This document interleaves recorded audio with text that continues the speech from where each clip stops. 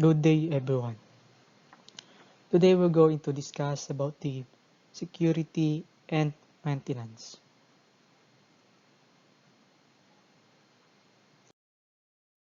Our learning objectives today is in this lesson from the start until the end of this lesson, you will learn a lot about the security and maintenance.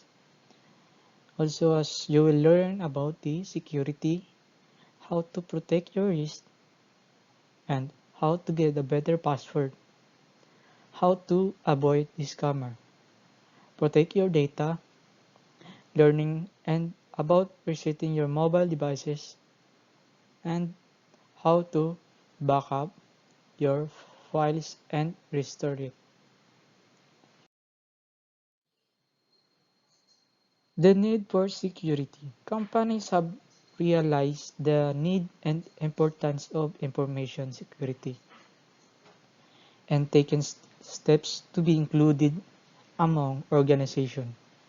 Now to have mass secure IT infrastructure to prevent the data breaches.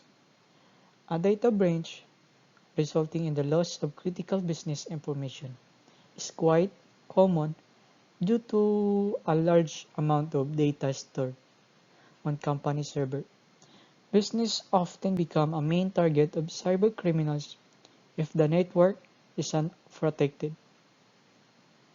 To avoid account hijacking, phishing, fraud, and software explosions are still very common. Companies relying on cloud services are especially risky because they are easily targeted to cyber criminals who can eavesdrop on activity, modify data, and manipulate transactions. To check for compromised credential and broken authentication, data breaches and other cyber attacks are usually a result of lax authentication or weak password and poor certificate or key management. Types of information security control. There are the different types of information security control used to protect your data. First is physical control. A physical control are the simplest form of information security. These are the things that can be actually be touched or seen, such as password protected locks to avoid unauthorized entry to secure server room, alarm system, and fences and so on. Administrative control. This control mainly involve many effort to ensure data security. This include enforcing policies, standards, and guidelines, and following procedures to ensure business continuity the data protection. Some of the examples of administrative controls include disaster recovery plans, internet usage policy, and termination procedure. Third is technical control.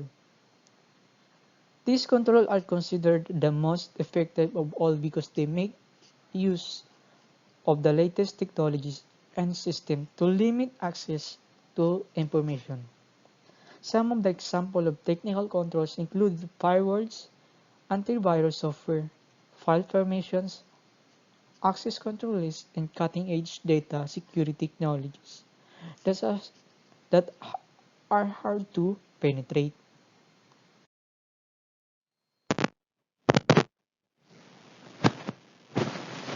For securing your accounts, but you need to pay attention to your username as well. Here are the following tips of secure to username. Don't use your name as a username. Avoid using the beginning of your email address or username. Third, the username should be simple enough but remember but hard to guess. Fourth, never use easily to guess number with your username. For example, address or birth or date of birth. Fifth, don't use your social security number or ID number as your username. Keeping your account safe. At Google, we take online security seriously. To protect your Google account, we strongly recommend following tips below regularly. Step 1. Do a security checkup every day. Go to a security to get a personal security recommendation for your Google account. Step 2. Update your software.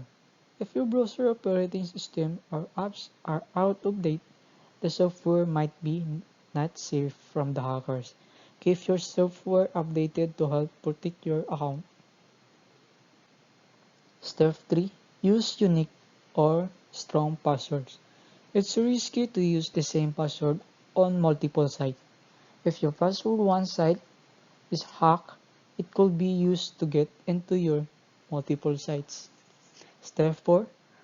Remove apps or and browser extension you do not need. As more apps are installed in your on a device, it can become more variable. Install only essential apps and browser extensions on devices that have access to sensitive information. Avoid don't-know apps or apps unknown sources to protect your device and personal info. Identifying risks like viruses. A computer virus is a type of computer program that, when executed, replicates itself by modifying other computer programs and inserting its own code. If the replication succeeds, the affected areas are then said to be infected with a computer virus. Computer virus generally requires a host program, Trojan horse, or Trojan. A Trojan is a type of malware that is often disguised as legitimate software. Trojans can be employed by cyber thieves and hackers trying to gain access to users' systems.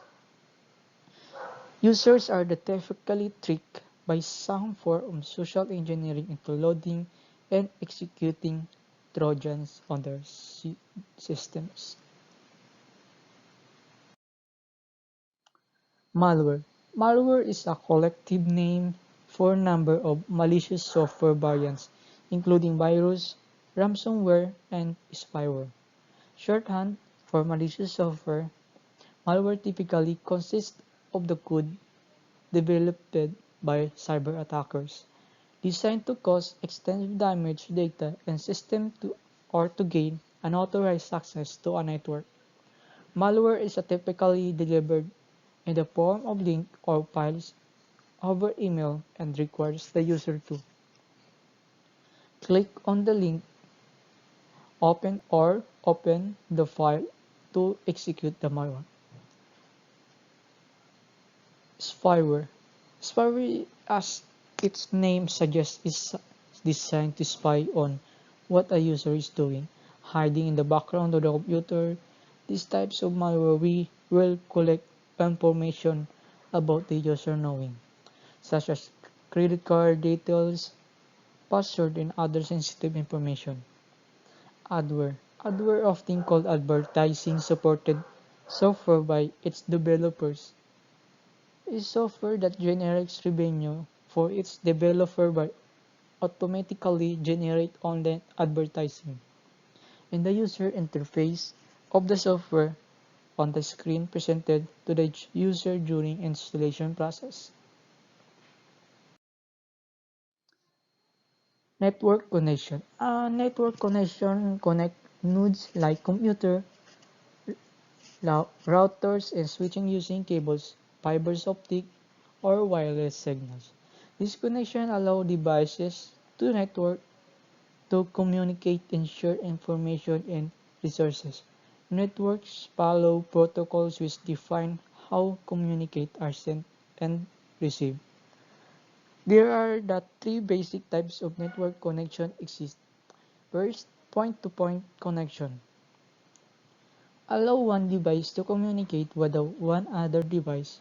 For example, Two phones may pair with each other to exchange contact information or feature, broadcast or multicast connection. Allow a device to send one message out of the network and have a copies of that message delivered to multiple recipients. Multipoint. Multipoint connection allow a one device to connect to deliver message to multiple devices and parallel. Using public computers.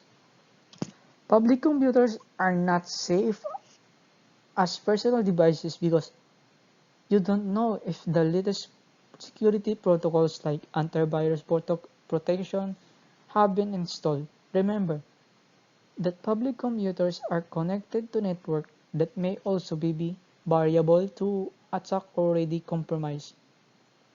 If you are using the public computers like a library or you need to follow these guidelines to stay safe and secure. First, don't stay logged in website. Many websites have a convenient checkbox that allows you to stay signed in even closing your browser.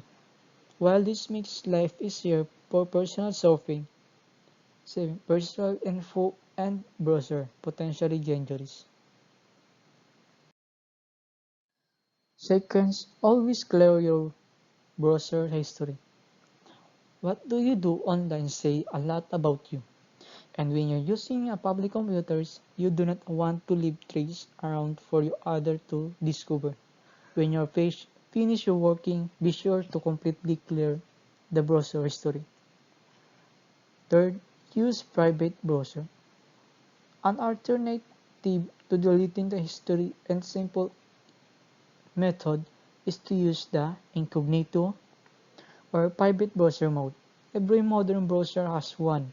This prevents browser from saving in any history, cookies, or other browsing data from your sessions.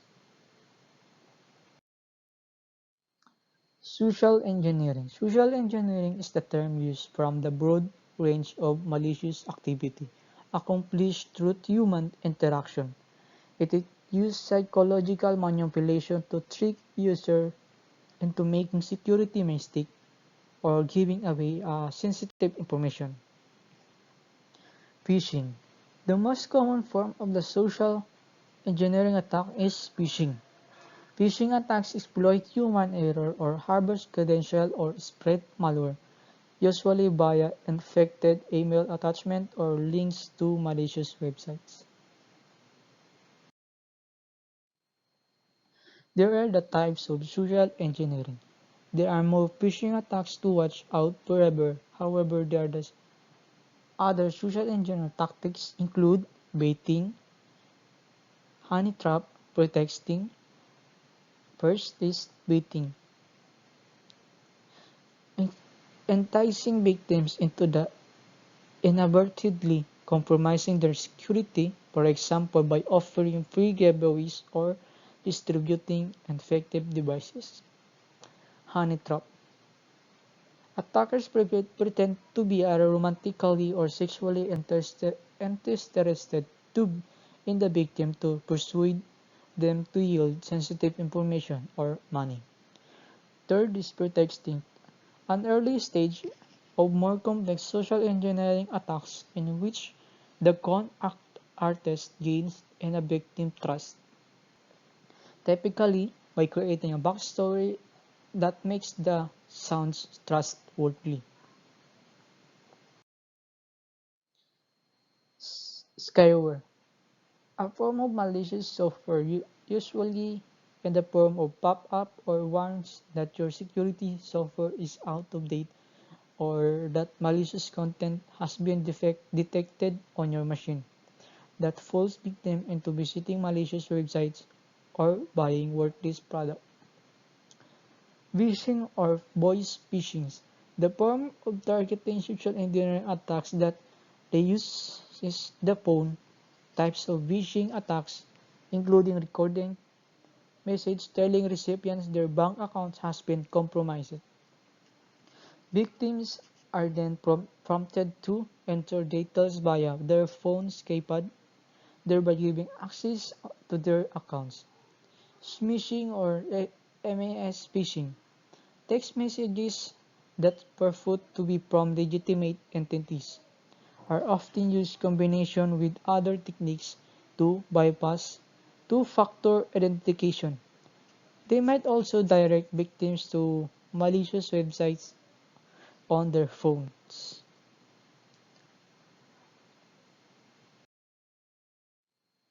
Phishing. Phishing is a cybercrime in which a target or targets are contacted by email, telephone, or text message by someone posing as a legitimate institution to lure individuals into providing sensitive data such as personal identifiable information or banking, credit card details, and passwords. The common features of phishing emails is to be good to be true, lucrative offers, and eye-catching or attention-grabbing statements or are designed to attract people's attention immediately. For instance, many claim that you have won an iPhone or a lottery or some other lavish prize. Just do not click on any suspicious email. Remember that if it seems to be true, it's, it probably is. Sense of urgency.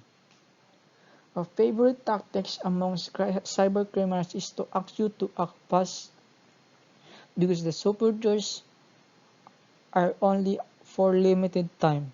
Some of them will even tell you that you have only few minutes to respond.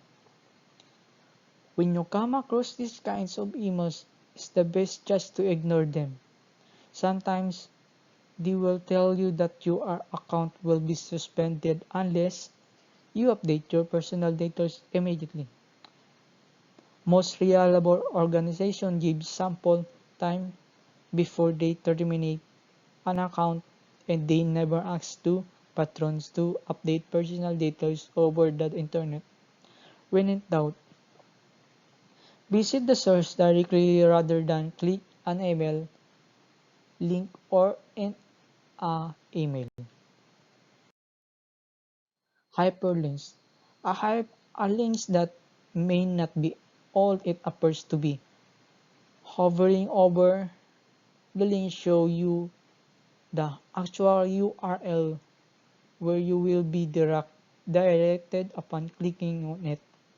It could be completely different, or it could be a popular website with misspelling. For instance, www.bancofarinica.com.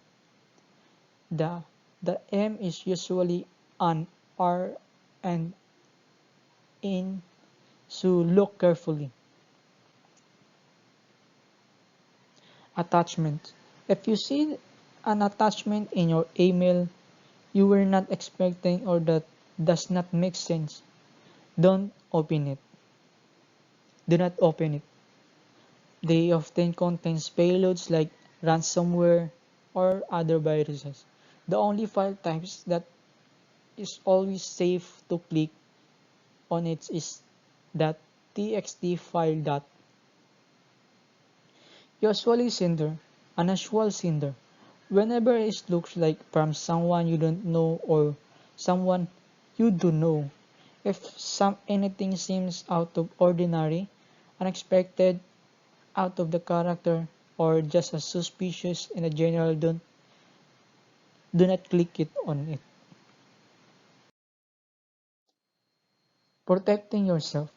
Use strong password. Weak passwords are an identity thief games, especially if you use the same password everywhere. Once the thief know your password, they can log your financial accounts and wreak havoc.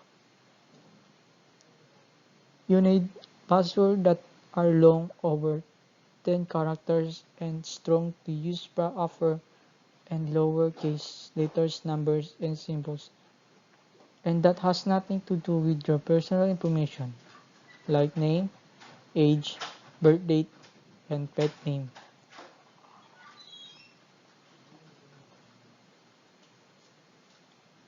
Monitor your mail.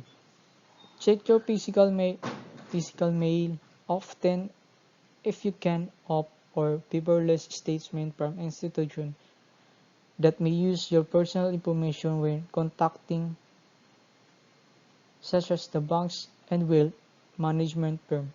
Safeguard your network. When you log in to a public Wi-Fi network, your computer becomes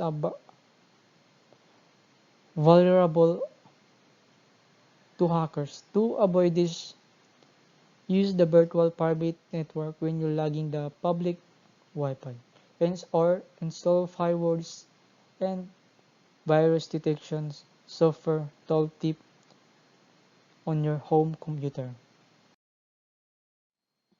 Antivirus. Antivirus is a program or set of programs that are designed to prevent, search for, detect, and remove software viruses and other malicious software like worms, trojans, adware, and more.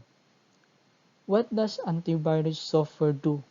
Several different companies build antivirus software, and what each offer can vary, but all perform some essential functions. First, scan specific files or directories for any malware or no malicious patterns. Second, allow you to schedule scans to automatically run for you. Allow you to initiate a scan of a particular files or your entire computer, of a CD or flash drive, and anytime.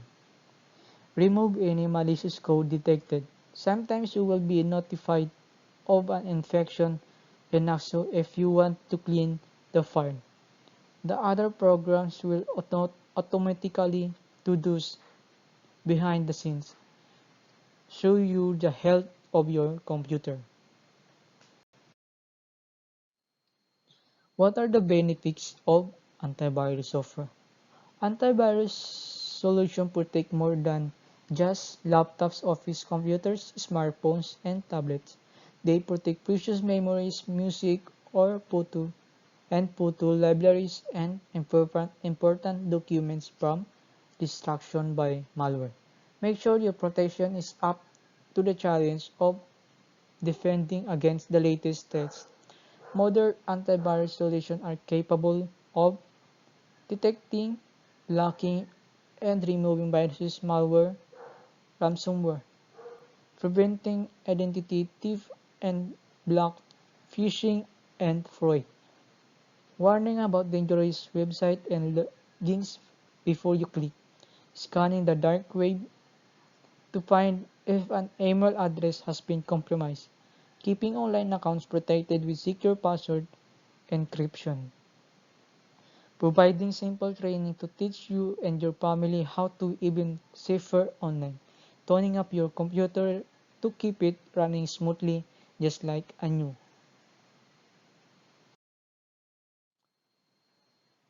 Firewalls. A firewall is a system designed to prevent unauthorized access or from private network. You can implement a firewall in either hardware or software form, or a combination of both. Firewalls prevent unauthorized internet user from accessing private network connected to the internet, especially intranets. The, the several types of firewall exist is packet filtering. The system examines each packet entering or leaving the network and accepts or rejects it based on the user-defined rules. Packet filtering is fairly effective and transparent to user, but it is difficult to configure.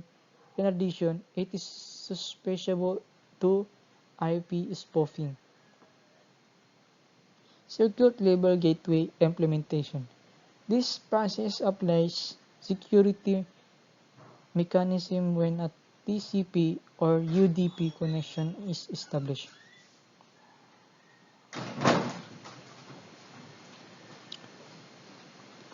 Connection being made. Packets can flow between the host without further checking.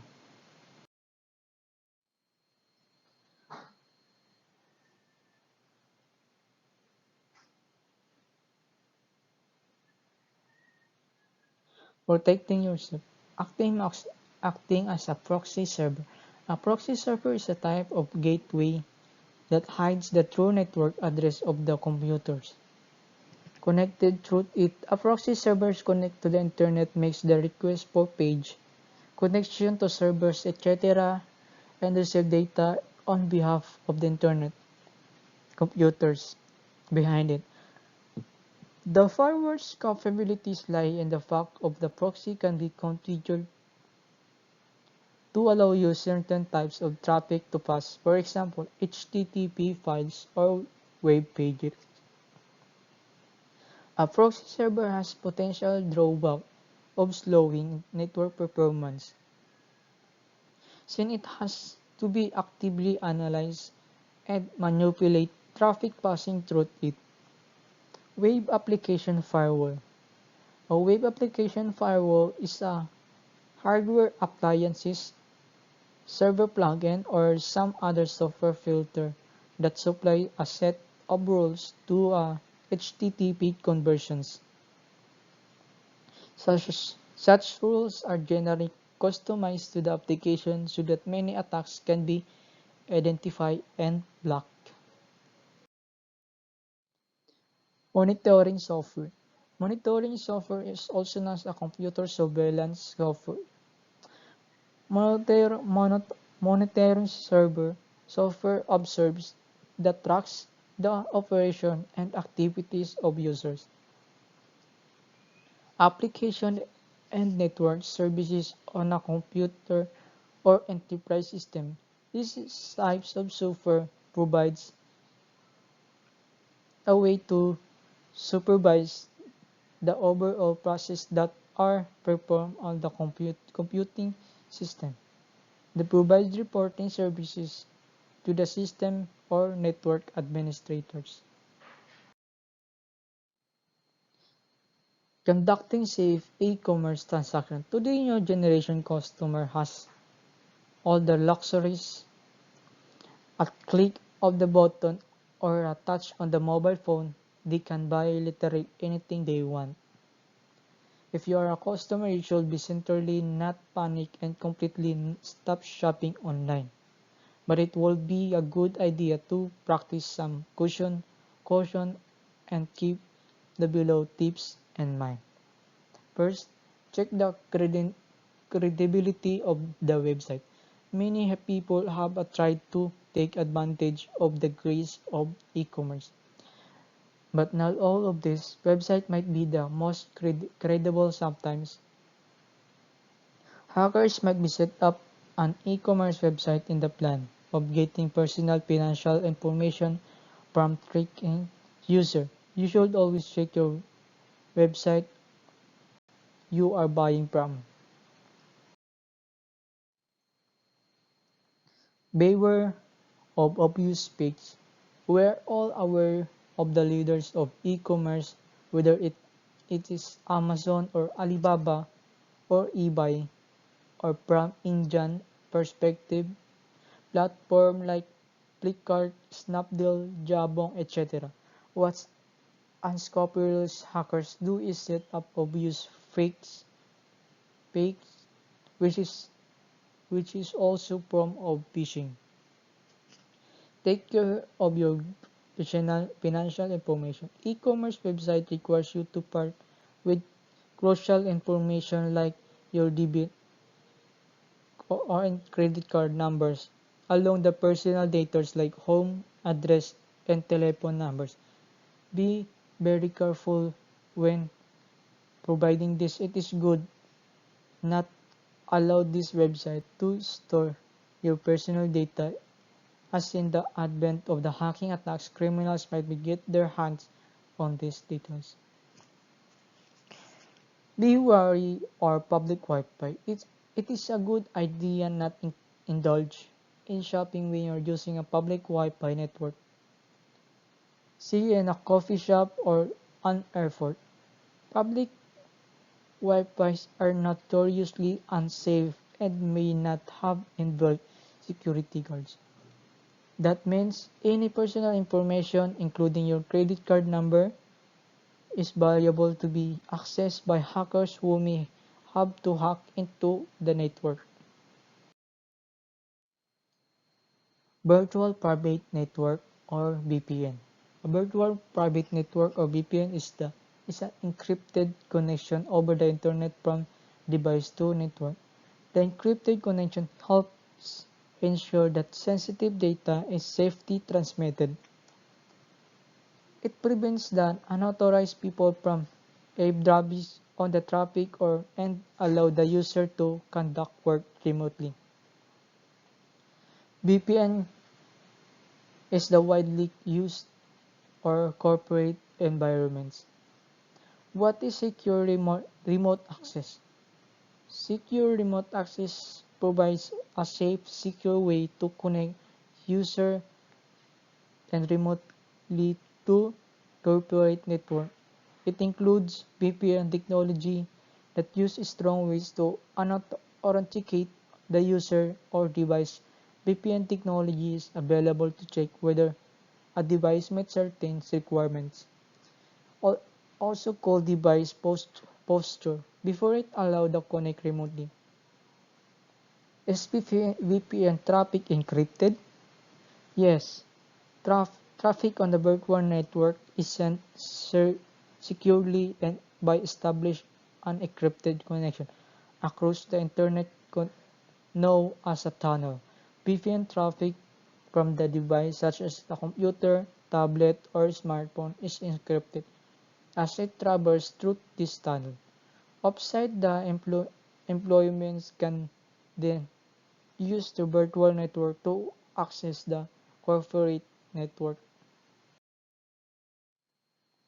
There are the types of VPN.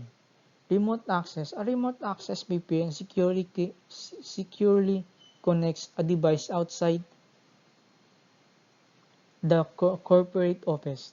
These devices are known as endpoints and may be laptops, tablets, and smartphones. Advices and the VPN technology have allowed security checks to be conducted and endpoints to make sure they meet certain procedures before connected. They think to remote access as the computer network. Site to site. A site-to-site VPN connects the corporate office to branch offices over the internet. Site-to-site VPNs are used when distance makes them impractical to have direct network connection. Between these offices, dedicated equipment is to use to establish and maintain a connection. Think of site-to-site access as a network-to-network. Backup and restore. Backing up your files. If a critical replacement file on where viewing the other day is lost or will no longer open, you will be a trouble. If not for Windows 10 file history feature, it can be automatically save specific files folder to a backup devices, thus allowing you to recover previous version of files should it missing or become corrupted and unusable. Backing files, backup files.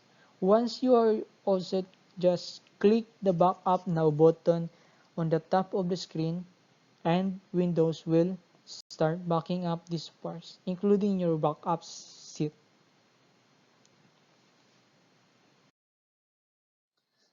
Restore files. Now, if the vitally important files used to missing or has become corrupted, you can use your file history backup to restore it. Go back to Settings, Update and Security, Backup, and click More option again. Scroll down to the bottom of the File History window and click the Restore Files from the current backup links.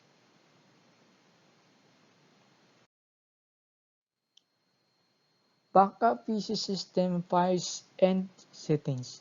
Backup your files with the file history. Use file history to back up an external drive or network location. Select Start, Settings, Update and Security. Backup, add a drive, and then choose the external drive or network location for your backups.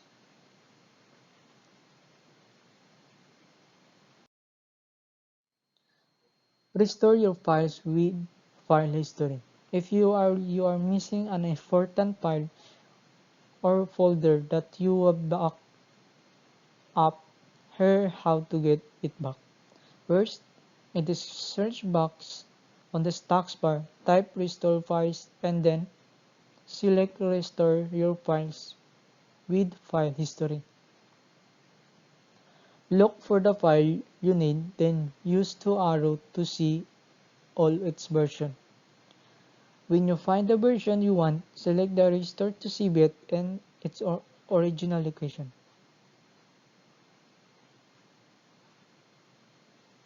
To save it different place, right click Restore to, select Restore and then choose the new location. Find your backup created on previous version of Windows.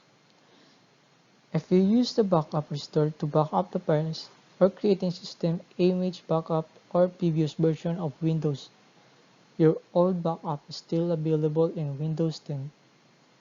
In the search box on the status bars, type Control Panel, then select Control Panel, System and Security. Backup and restore this might be available on the Windows 7. Backing up your mobile data. You can back up content, data, and settings from your phone to your Google account. You can restore your backup information to the original phone to some other Android phones. Automatically backup data and settings. Important. To help protect your backup data, use a PIN, pattern, or password screen lock instead of swipe or smart lock. Open your phone's settings app. Second, tap system on then backup and then these tips don't match your phone settings. Try searching your settings app for backup. Turn on your backup services.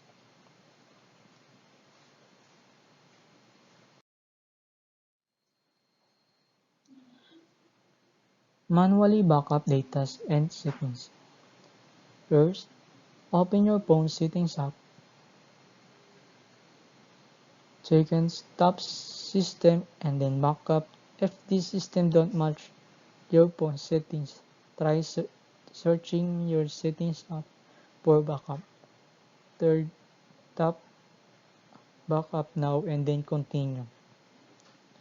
Erase after backing up. After you backing up, you can reset your phone by erasing everything on it.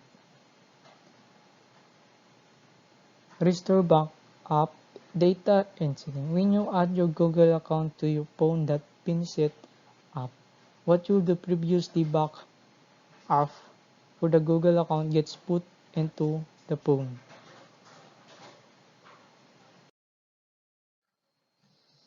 Using factory reset option for PC. If you are having a trouble starting booting or your PC, you see when to start up settings including the safe mode and go to the get to Windows after startup settings in the Windows recovery environment section. You can refresh, reset, and restore your PC from Windows recovery environment. To refresh your PC, swipe in the from the right edge of the screen, tap Settings and tap Change PC Settings. If you are using a mouse, point the upper right corner of the screen, move the mouse pointer down, just click Settings, then click Change PC Settings. Tap or click Update the recovery and then tap or click Recover. Under Refresh your PC without affecting your parts, tap or click it Get Started. Follow the instruction on the screen.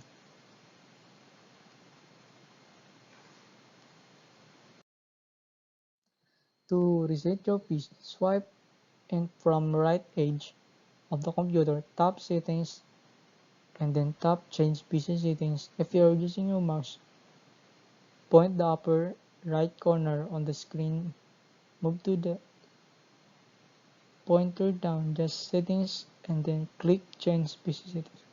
Tap or click Update and Recovery, then click Under Remove Everything and reinstall Windows, tap or click to get started.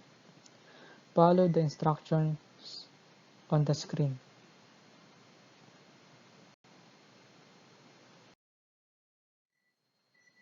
To restore your PC, swipe and from the right edge of the screen and tap Search. If you're using mouse, point to the upper right corner of the screen. Move the mouse pointer down and then click Search. Enter the panel in the search box and tap or click Control Panel. Enter Recovery in the Control Panel search box and then tap or click Recovery. Tap or click System Restart and then follow the instructions.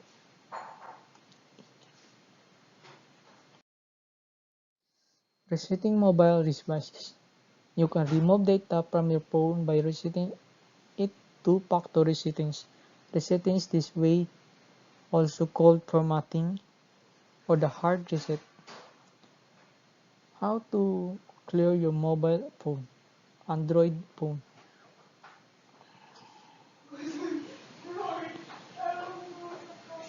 Once all your data is backed up, you are ready to begin step for performing your factory reset and clearing your Android phone.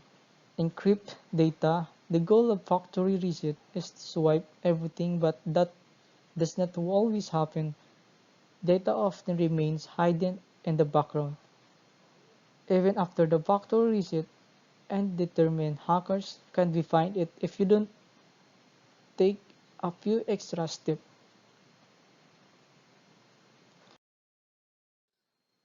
Factory reset by step. Once you have a full charge, hesitate to follow these steps for factories. Open up your settings, go to Systems, Advanced, Reset option, erase all data, or factory reset, reset your phone. You may need to enter your password or PIN. Finally, tap Erase Everything.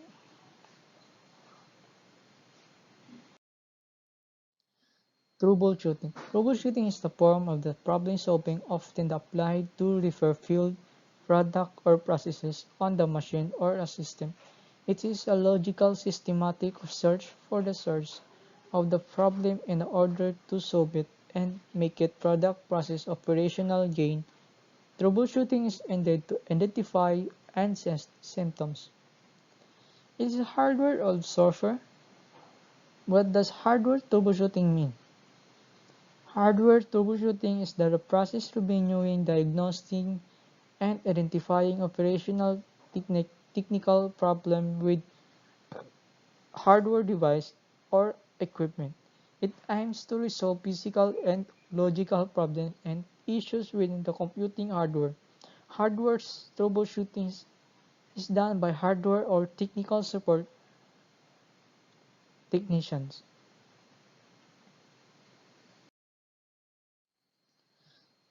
Hardware troubleshooting process is primarily aimed to resolve computer hardware problems using a systematic approach. The process starts by first identifying the problem and finding different issues that can cause such a problem and eventually leading to implementing a solution or alternative. Hardware troubleshooting is generally done on the hardware equipment installed within the computer, server, laptop, or related device. Some processes where hardware troubleshooting include removing, repairing, and replacement faulty RAM, hard disk, or video graphic card, cleaning dust from RAM and video card slot ports from cooling fan, tightening cable from the jumper on the motherboard and components, software-related hardware problems such as the device driver update or installations. Troubleshooting connection issue. A faulty Wi-Fi connection does not have to ruin your day. There are the plenty ways to can restore a lost internet connection. Follow these network troubleshooting tips and you will be up and running in no time. Check your settings. First, check your Wi-Fi settings. Go to settings, Wi-Fi and internet. Wi-Fi, switch to Wi-Fi on the on position.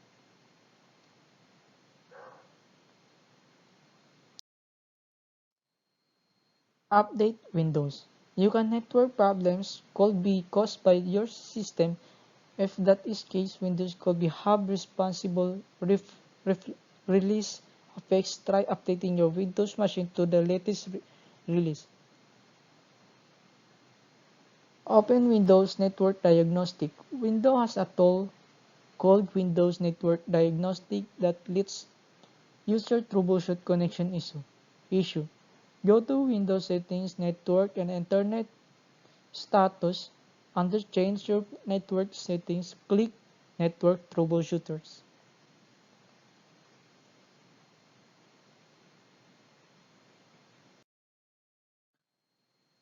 Windows Network Diagnostic will run a couple of tests to see what the possible causing your Wi-Fi issue.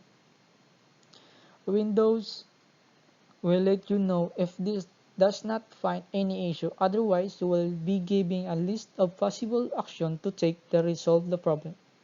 These tools or a version of it should be available on a Windows 7 or to Windows 10. Lesson summary. The need of security, username and password, identifying risks, protecting yourself, backup and restore, troubleshooting, and then thank you po.